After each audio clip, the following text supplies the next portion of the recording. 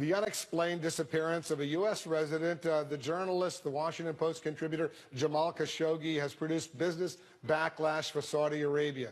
Very serious backlash. A number of foreign investors and high-profile CEOs, such as the British billionaire Richard Branson, are distancing themselves from the Crown Prince at a very critical time. The kingdom is preparing for a lavish event described as Davos in the desert, but President Trump isn't quite ready to take that step. I will tell you up front right now, and I'll say it in front of senators, they're spending $110 billion purchasing military equipment and other things. If we don't sell it to them, they'll say, well, thank you very much, we'll buy it from Russia, or thank you very much, we'll buy it from China. That doesn't help us. All right, let's discuss this and more with my next two guests, CNN national security analyst Samantha Vinograd and CNN political analyst David Gregory. Samantha, you worked, you went to Saudi Arabia. You spent extensive time working with the Saudis when you were in the U.S. government. When you hear the president make that assertion, what do you think? Well, he's not wrong. We get a lot out of our relationship with Saudi Arabia, and every relationship is about trade-offs. Successive U.S. administrations, it's not just President Trump, have made the decision that economically and in terms of defense cooperation, we get more out of Saudi Arabia by staying an ally and by not criticizing their human rights record. Saudi Arabia didn't become a gross abuser of human rights overnight. They didn't become ranked 169 out of 180 in terms of press freedoms overnight. We have made the decision that we are going to not turn a blind eye, but not prioritize everything Saudi's been doing wrong because of defense sales, because we're working with them in Yemen, because they're part of the counter-ISIL campaign, and because they're very heavily invested in the United States economically. Because the president keeps making the point over the past couple of days, David, the U.S.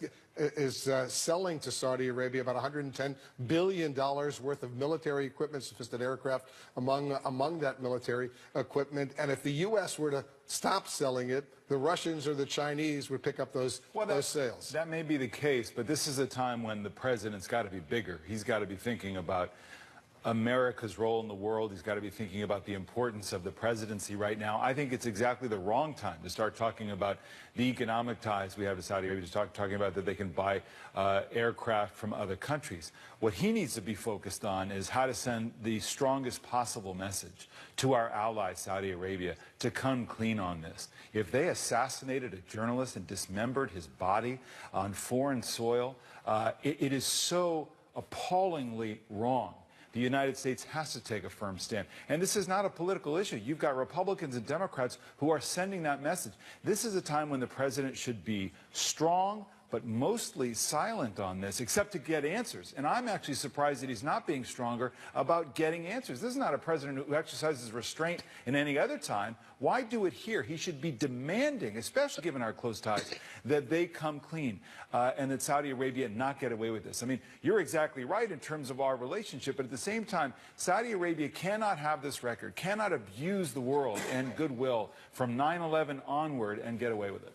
You know, the U.S. has had a very close strategic partnership with Saudi Arabia, not just during the Trump administration, during the Obama administration, the Bush administration, the Clinton administration, for years and years and years, despite, as you point out, the horrendous human rights record that exists within Saudi Arabia. That's exactly right. The most frequent visitor to the West Wing when I was there was the Saudi ambassador, Adel Al-Jubeir, who's now the foreign minister, in fact. And David, to your point, I wholeheartedly agree. The game the Saudis are going to play here is to show, oh, you want to know what? You're going to point the finger at us?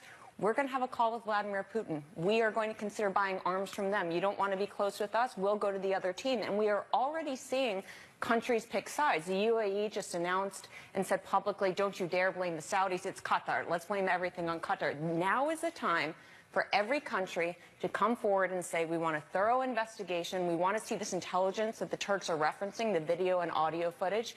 And arms sales and everything else are secondary to upholding human rights around the world. And I agree with that. And I think, look, there's a couple things. You have a president of the United States who calls the press the enemy of the people, which is all BS, frankly.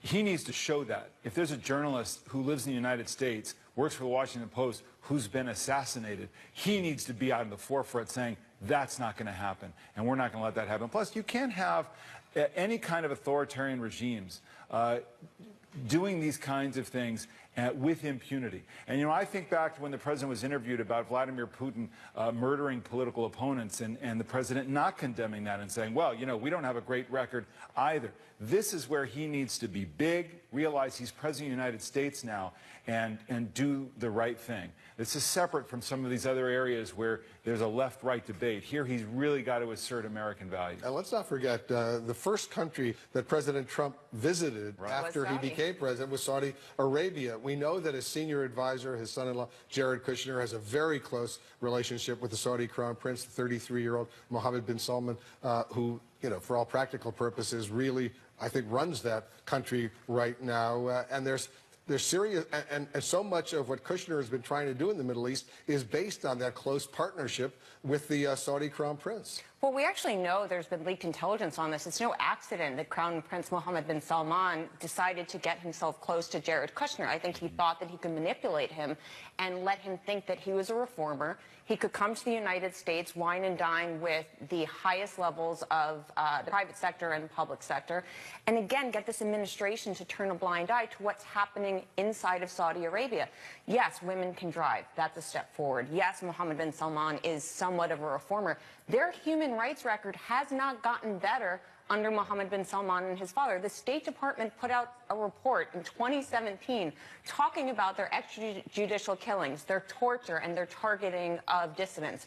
That hasn't changed. The only thing that's changed is that Mohammed bin Salman perhaps is better at PR. That's really what it boils down to. And as you well know, the real issue here, beyond standing up for the free press, for the safety of reporters, not just the ability to operate freely, or about human rights, are what are the strategic concerns? And the Saudis are still Sunni Muslims who are going to help the United States counter the Shia Muslims and the regime in Iran. And that is the priority, and that will, I think, supersede concerns about Saudi Arabia. But right now, that calculation, and then the president speaking so openly about arms sales versus getting the facts in this particular case, it looks pretty bad. Well, let's see if they get the facts, and let's see what happens.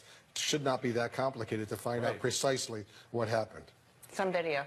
Yeah, well, we'll see. I'd like to see that. All right, thank you very much, guys. Appreciate it. We're keeping our eye on the markets right now. U.S. stocks rally after 2 days of sell-offs, and with the midterms just weeks away, the Russia investigation is now back in the spotlight as the president's legal team prepares written answers to Robert Mueller's written questions. We're going to discuss which ones are at the top of the list. We'll be right back.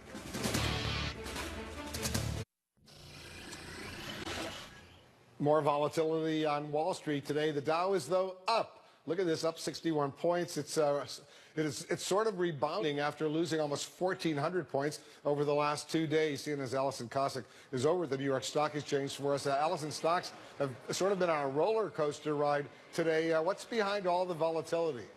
They really have, because if you look at the board right now, you see the Dow up 71 points. You think, you know what, that's pretty good after the Dow losing over 1,000 points in 2 sessions. But just to stay at this point where you see the Dow up by this much right now, it's been all over the place. We saw the Dow up over 400 points earlier today and then down into the red, negative. So it wiped out all of those gains. So it's anyone's guess where things will end up when the closing bell rings. Look, investors are trying to figure out how to trade in this environment because the underlying issues that caused that massive sell-off over 2 days, those underlying issues that trigger that sell-off, they still remain. I'm talking about higher interest rates. The Fed is on track to raise interest rates another time this year and continue through the rest of next year. We're also watching the 10-year Treasury bond. The yield on that is moving higher at this moment. Also, those trade talks ongoing between China and the U.S. That's still a lot of uncertainty, and the concern there is if these tariffs remain in place, they could really raise costs for companies and cut into profits. Now, the good news is that President Xi of China and President Trump are expected to meet at the G20 summit next month. That did give some positivity to the market earlier, but doesn't look like it's keeping that bounce going. As far as other issues weighing on the market, we've got the slowing housing market happening at a time when we see mortgage rates at levels we haven't seen in 7 years. And we've also got higher oil prices. So you've got all of these things continuing to happen. Whether or not you see that green on the screen, those underlying issues are going to continue to cause that volatility because all of those issues aren't going away anytime soon, Wolf. Let's see what happens in the next 2.5 hours as the markets continue to deal with this. Allison, thank you very much. Coming up, after months at the negotiating table, President Trump's lawyers are preparing answers to the special counsel's questions, signaling the investigation may be in its final phase. Plus, when asked about her marriage, the First Lady responds, and I'm quoting her now, "We're fine." She also weighs in on her husband's alleged infidelity. We have details. Questions and answers. After more than a year of negotiations, the special counsel, Robert Mueller's team, will finally get to question President Trump on possible collusion between the Trump campaign and Russia. Written questions, only written questions were submitted to the president's legal team, who are right now preparing their written answers. The Q&A will all be in the form of written questions and written answers. Joining us now are CNN legal analysts Michael Zeldin and Carrie Cordero. Guys, thanks very much for joining us. So this is, just to be precise, it only involves these questions. This is what the Trump legal team has agreed to. Questions what happened during the campaign about alleged collusion or conspiracy to deal with Russians, interfere in the election, and all of that. It doesn't deal with what happened after the president took office, nothing to do with obstruction of justice, the firing of Comey, for example.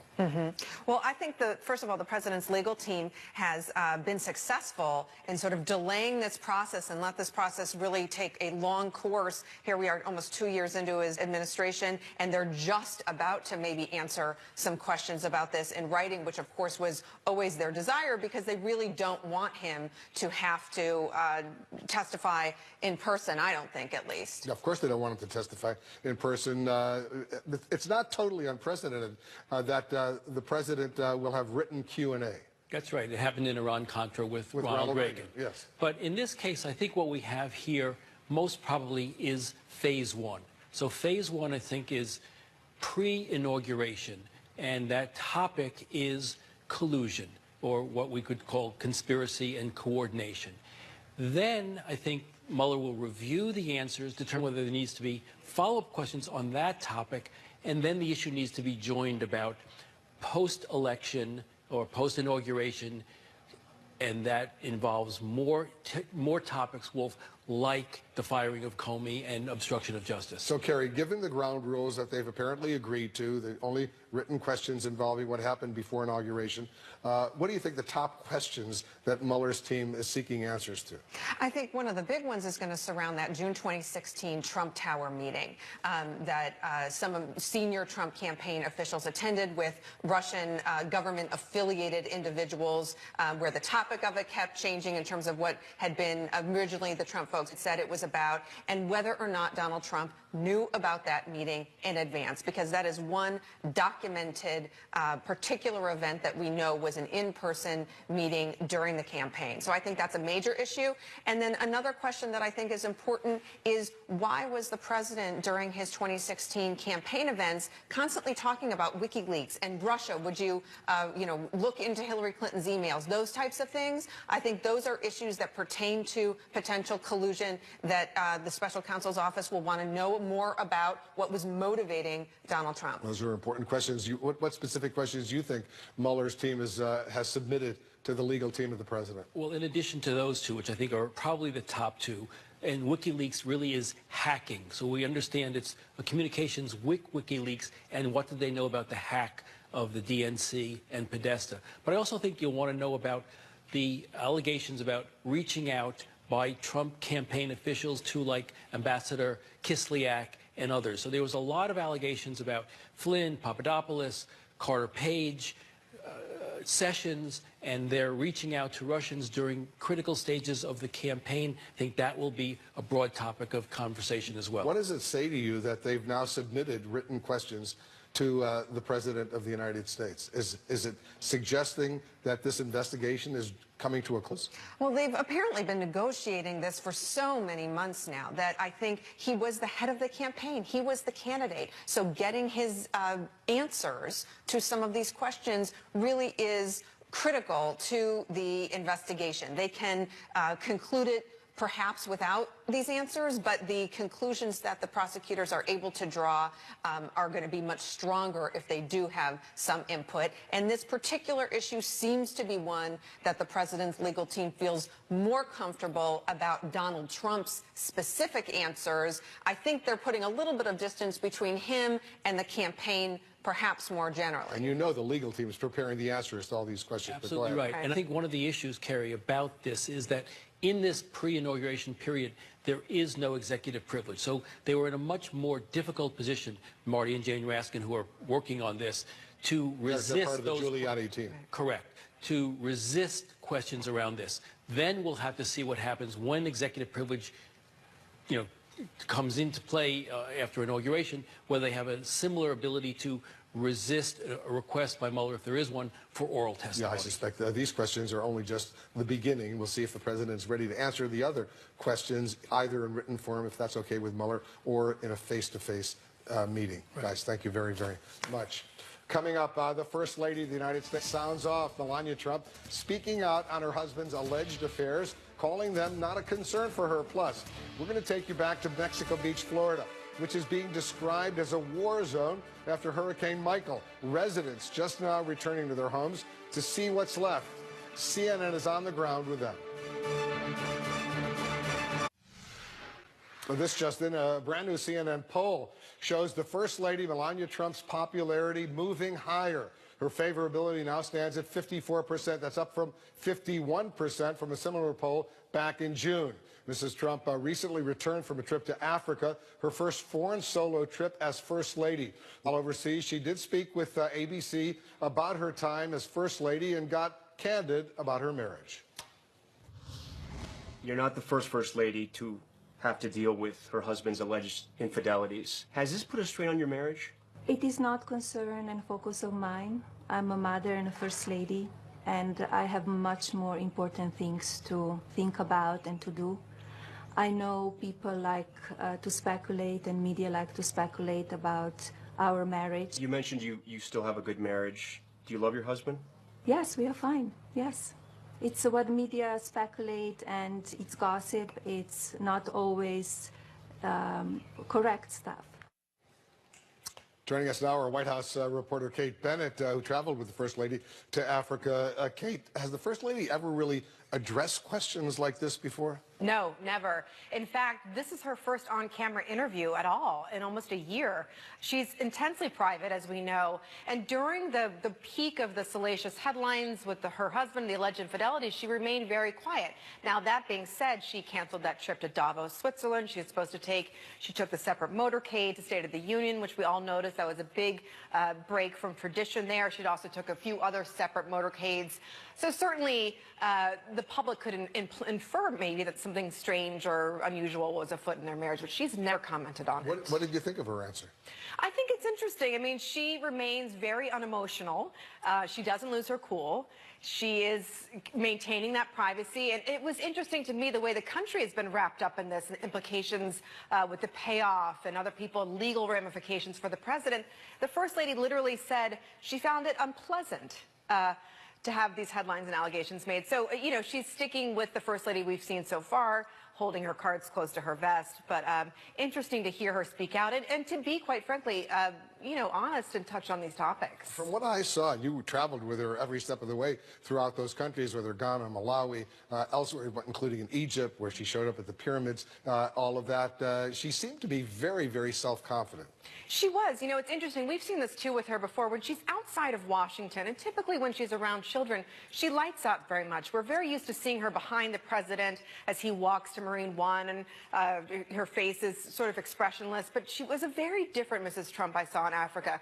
Very happy, lots of smiling, even laughter. Of course, she was playing with baby elephants. Who wouldn't laugh and smile with baby elephants? But she certainly feels more comfortable, perhaps, on the global stage, away when she's doing her own thing. And I think that's very important to her because she is quite independent. Yeah, she certainly is. And we're showing our viewers some video from the trip to Africa. You think she's going to be doing more of these international trips? So we asked her that. We said, where are we headed? When's the second trip? And she said, let's get home for first. Let's take stock, and definitely there will be planning for another one sometime soon. I think it's interesting, again, that she chose Africa as her first international trip alone, a country very much associated with previous modern first ladies such as Michelle Obama and Laura Bush. Hillary Clinton made a long solo trip as first lady when she was first lady to Africa as well, so she's following in that tradition. And it's interesting because there was political controversy. Her husband, the President of the United States, supposedly said some not so nice things about some countries in Africa. Exactly. And the First Lady said she didn't believe those comments. She didn't hear them. She said that they were from an anonymous source and therefore not to be believed. She also said that none of that was brought up during her visits there. But of course, it sort of cast a pall over this trip. Also that her husband had made some budget cuts in his budget to USAID, which she partnered with on this trip. So there were certainly some Washington implications, some things going on that might have crossed over into her trip. But she, again, she downplayed them, said they weren't an issue this time. In our brand new poll, which I mentioned, let's take a look at, dig a little bit deeper about the support for the First Lady. 83% favorability among Republicans, 55% among independents, only 28% favorability for Democrats. She's struggling with Democrats right now. My suspicion is she's struggling more because she's married to Donald Trump than it would be normally the case. Right, agreed. And I think it really just is a party line issue here. She has not really made a strong initiative push for Be Best. People are still confused what it's about, what the focus is. There's still a sort of a relatively high number of people who don't have an opinion of her. I think it's at 14%, which, considering this far into her tenure, is somewhat unusual that no one can actually say whether they're favorable or unfavorable. She is, however, Wolf, higher than the president, whose favorable remains at 41% in the same poll. So she's a good 13 points ahead of her husband in terms of favorability. And we're going to see more of her internationally, right? I would imagine so. What about domestically? Yeah, I think she's going to continue to roll out this program. She's going to visit more schools and hospitals. I think we could see her raise her profile a bit within the next few months. Be best. And be best, that's right. She better be best. You better be best. We all should be best. That's right. Hey, good work. Thanks so much. Thank you. Just ahead, homes leveled, businesses demolished. We're taking you back to the devastation along Florida's Panhandle as the search for survivors continues. Plus, we're going to discuss the wild week in politics when Kanye West entered the Oval Office and Taylor Swift entered the midterm battle. And the Democratic candidate in Georgia's gubernatorial race is now accusing her opponent, Georgia's Secretary of State, of voter suppression. Hello, I'm Wolf Blitzer. It's 1 p.m. here in Washington. Thanks very much for joining us. We start with utter devastation and desperation in the Florida Panhandle. Hurricane Michael leveling entire blocks, homes and businesses alike smashed to splinters, people just now seeing what's left. And for so many, there's nothing. My home was taken off the foundation, cracked in two, and was floating away with my cars. Mexico Beach is devastated. I mean, it looks like a war zone. The cars were started floating by. All the debris was in the air, and the wind was just so tremendous, so strong. What do you do? You know, where do you start? That's the thing about where do you start? Because I came here, and I walked inside, and I looked, and like, there's somebody else's couch in my house. It's not even mine. It was bad. It was bad. Didn't want to leave what we had. And basically, I had no choice. Everything I have is right there. So the stuff that I thought I had, some of the stuff that I thought was of value is even gone. Take a look now at the before and the after. The damage we're seeing in Mexico Beach is the exact reason you evacuate as ordered ahead of a storm like this. It wasn't just the 155-mile-per-hour winds. It was also the ocean rising up as an angry force, laying waste to pretty much anything in this way. CNN correspondent Brian Todd has gotten a first-hand look at this really unbelievable devastation. Brian, you've spoken to so many residents. You've heard their stories. What can you tell us about what you're seeing and what people there are now going through? Wolf, they're going through shock and just sheer heartbreak as they're coming back to their homes for the first time since the hurricane hit. Even though many of them are now advised by the mayor and others, don't come back yet. It's not quite safe. what really is incredible as you walk around the rubble here in a place like Mexico Beach that's been so devastated is the personal aspects of people's lives that are just kind of chaotically strewn about. This is a young child's game of boggle that got tossed over here. This thing over here is an ice shaver for, ice, shaved ice and flavored ice and ice cream and things like that. It's very heavy. It's got a motor on it. This was tossed, we don't know how many yards. We have furniture from some people's homes that ended up in other people's homes, Wolf. That's how powerful this storm was. And when I go wide, our photojournalist Adolfo Ibarra can start to go wide a little bit from where I am. And you can just see the scope of what happened to this neighborhood in Mexico Beach. Look at it. It's got basically every structure right immediately behind me was completely flattened. You can see some of the other structures that did kind of make it through, but even they are uninhabitable right now. There's really no structure that we've seen that made it that is inhabitable at the moment that we could see. A short time ago, I spoke to Governor Rick Scott. He is touring around this island, and I asked him about some of the operations now that are being undertaken to try to help some of the people who survived this. We're still going through, and so what you do after this is you go building by building, and we're still doing it, just trying to make sure there's nobody that's stuck in this help. And a short time ago, I also spoke to the mayor of Mexico Beach, Al Cathy. I asked him in particular, is there anyone who might still be trapped under some of this rubble? And he says, we think we've got a handle on that. But again, he had to hedge that information, Wolf, because first responders are still coming through here. A big part of their challenge, Wolf, is again, having to sift through all of this rubble and debris. You've got it for as far as the eye can see in some places, and there are even larger parts of it than what you see behind me. There are roofs, there are sides of buildings that they've got to move by bulldozer. It is an incredibly difficult task, and you don't know that when you move something like that, there might be someone underneath it. That's what they've got to really kind of painstakingly go through right now. It tells you what the scope of this recovery is going to be like. This place may not be inhabitable for months. Yeah, utter devastation over there. Brian Todd, thank you very much. For some, evacuation wasn't an option as Hurricane Michael roared ashore. Those include patients at the Bay Medical Sacred Heart Hospital in Panama City, Florida. The hospital suffered extensive damage, lost power, leading to the evacuation of many of those patients who were there. Our national correspondent, Diane Gallagher, is there in Panama City, Florida, for us. Diane, so what are you seeing there now? Yeah, and Wolf, we were just at Bay Medical Sacred Heart. We're about a mile away at Jenks Middle School now, which also suffered a lot of devastation, basically because, like everybody else here, we're having a hard time using our cell phones to get out and communicate. So we came to a location where we could. But look, Brian is in Mexico Beach, and Bay Medical is the only trauma center between Pensacola and Tallahassee. So they get patients from all over, and they were preparing and hoping after Hurricane Michael passed to be able to assist in that. But it turns out they're having to evacuate the patients now because they're running on generators. They do not have running water in Panama City. We saw ambulances from as far away as New Mexico and Michigan, Louisiana and Georgia who came in to help transport all of those patients who rode the storm out to different hospitals that are safer right now. Those patients rode the storm out with the doctors, the staff there, and all of their families. One of the doctors talked to me about just how terrifying it really was. I had my children, my puppy, my wife, and I had a good number of patients in this hospital during the storm. And these are patients that I've carried for a long time. And there was a time when I worried that could the whole structure collapse? And when would people be able to get in to help us? If they would be able to help us if it wasn't too late. So I have to admit there was a time in there where I wasn't sure. But I'll tell you, everybody had their game face on. And that game face that he's talking about apparently at work because, Wolf, there were no injuries, there were no deaths, there was a lot of moving patients around, but nobody was hurt during that storm, miraculously. Yeah, truly miraculously.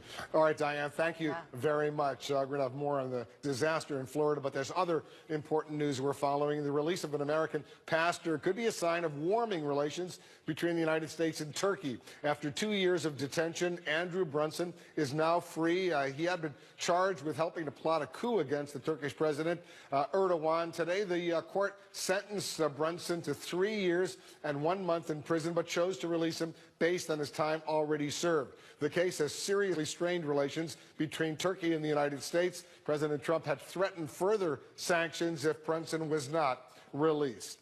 There are also some new and startling revelations emerging right now surrounding the disappearance of the prominent Saudi journalist Jamal Khashoggi. A source close to the investigation tells CNN that Turkish authorities have audio and video evidence that shows Khashoggi was murdered inside the Saudi consulate in Istanbul last week. That falls in line with another report that Turkey had planted listening devices inside the consulate. Reuters has also learned investigators are examining Khashoggi's Apple Watch. They believe it may provide important clues as to Khashoggi's whereabouts or what happened to him. And the BBC is reporting that Khashoggi said he didn't think he could return to Saudi Arabia just days before he went missing. Our senior international correspondent Sam Kiley is in Riyadh, Saudi Arabia for us. Sam, with the latest developments, has the Saudi kingdom responded? Well, Wolf, they have finally. They have just through the state news agency issued a statement, and that's all we've had. We've had no public figures, no members of the kingdom speaking on camera, for example, but they have put out a statement saying that Saudi Arabia welcomes Turkey's approval to a joint investigative team to investigate Khashoggi's disappearance. Now, that, Wolf, refers to the arrival in Istanbul of a team that is supposedly working alongside the Turks to investigate what went on or did not go on inside that consulate, and where on earth is the missing Washington Post columnist. Now, the Turks have given the Saudis until the end of the weekend to deliver on significant information as to his whereabouts, but the official position here is that it had nothing to do with Saudi Arabia. As far as they were aware, he safely left the consulate. And this is also being seen, Wolf, by Saudi Arabia's allies, notably the United Arab Emirates have put out a statement through their foreign minister, Wolf, saying that anybody who says otherwise, who says that implies in any way that Saudi Arabia is behind this disappearance, is committing a calumny. On top of that, of course, Saudi Arabian-backed newspapers are suggesting that this may be some nefarious plot behind or organised by Qatar. And as you know, Wolf, of course, Qatar is close to Turkey, and they are standing in rivalry for sort of Sunni dominance over the Middle East at the moment. And Saudi Arabia and the United Arab Emirates are actually involved in an embargo against the small island nation of Qatar. So there's a lot of regional rivalry coming up to the fore here, and still no real information about the whereabouts of Mr. Khashoggi. You know, the Saudis could clear this up very quickly. We know there are closed-circuit television cameras all around the consulate in Istanbul, Sam, and we did see that picture of Khashoggi walking into the consulate. If, in fact, he left the consulate, as the Saudis claim, why don't they release evidence of that, pictures of him leaving the consulate? There has been rather mixed reporting on that, Wolf. Suggestions from the Saudis, unconfirmed by CNN, but nonetheless carried by Turkish media organisations, that maybe the CCTV was turned off. But the counter-argument to that, of course, is if, and only if, the Turkish allegations that they have audio and visual representation or images of what happened to the missing columnist, and according to many sources, both talking to CNN and other media organisations, those videos show some pretty horrific murder, allegedly, then somebody had control of the CCTV inside the building. Yeah, it sounds pretty far-fetched to think that they turned off that CCTV for whatever reason, but let's see what happens on that front. Sam Kiley, thank you very much. Sam's in Riyadh. Let's take a closer look at the geopolitical implications of this case. With us now, CNN military and diplomatic analyst John Kirby. John, thanks very much. So this raises all sorts of major strategic questions for the U.S., which has a long-standing, very close strategic partnership with Saudi Arabia. This is a political tightrope right now for the president. Absolutely. Saudi Arabia is one of our most staunchest, most powerful allies in the region. So there are real implications here for the relationship. And it's hard to imagine this relationship not being affected some way, no matter how this comes out. What are some of the implications? Well, There could be sanctions against members of the royal family and members of the Saudi government. We've heard members of Congress talk about that. Arms sales. The president protests, doesn't want to touch arms sales. He might not have a choice. Congress may force him to do that. They've already been nervous about that over Yemen. Speaking of Yemen, the military relationship with Saudi Arabia could also be affected, including our support to Saudi operations in Yemen. And of course, look, we rely on the Saudi Arabians to really help us counter Iran's malign influence in the region. This is something the Trump administration really wants to be aggressive on. That could also be effective. And remind our viewers why Saudi Arabia's influence in the region is so important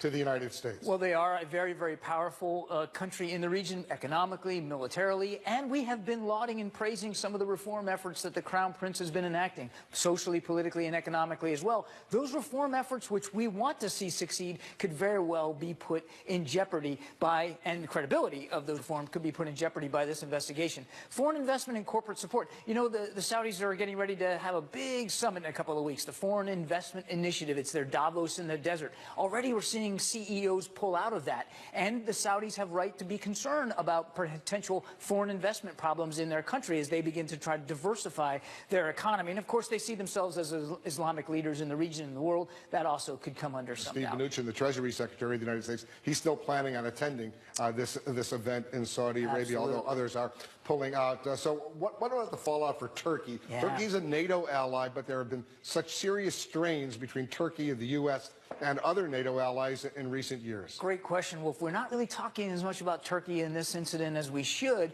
President Erdogan is trying to find a way to get in better graces with the United States. We saw that with the release of the pastor today.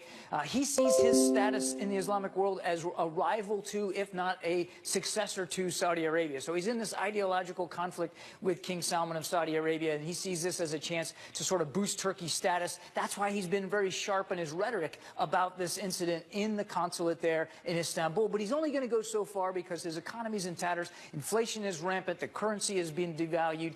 He needs foreign investment. He owes like $200 billion in foreign debt. Some of that debt is owned by Saudi Arabia. So I think you're going to see him temper his rhetoric as this investigation moves forward. The leaks from Turkish government sources have been incredibly damaging to Saudi Arabia, and they're doing it obviously very, very deliberately. John Kirby, thank you, very much. Up next, how the missing Saudi journalist is putting the president's close ties to the Saudis to the test and raising red flags among top lawmakers. Plus, major developments in the Russia investigation as the president's team prepares its answers to the special counsel Robert Mueller's questions. And the First Lady gets candid on her marriage and her husband's multiple alleged affairs.